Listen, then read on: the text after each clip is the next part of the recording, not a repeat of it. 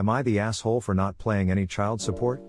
My ex-girlfriend, Claire, 35F, got pregnant while we were dating. Although she told me she just wanted to be friends, I was ready to be a father. However, she met someone else, Becca, who didn't want me around, so they asked me to cancel my paternal rights. At the time, I was torn because I wanted to be there for my child, but I also felt that if they didn't want me around, it was best to waive my rights. After fighting for a while, I eventually gave up because it was clear that they didn't want me there. Fast forward 13 years later, Claire and Becca are going through some stuff, and they want me to pay child support. However, the court had already ruled that since I waived my paternal rights, I am not legally obliged to pay child support. Despite this, Claire is calling me a bastard and a deadbeat, and she's even calling my family and getting them involved. While I understand her frustration, I don't think it's appropriate for her to be involving my family in this matter. Not the asshole.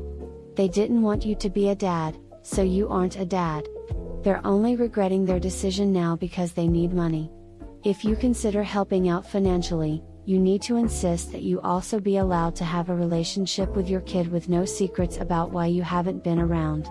The kid deserves to know that the only reason you weren't around is because of their moms.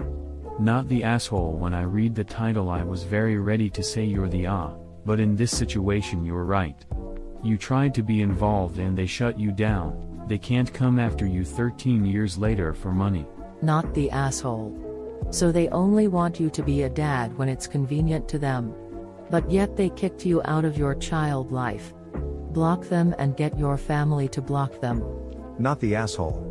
They didn't want you involved, and by doing so they forfeited the right to expect/request child support.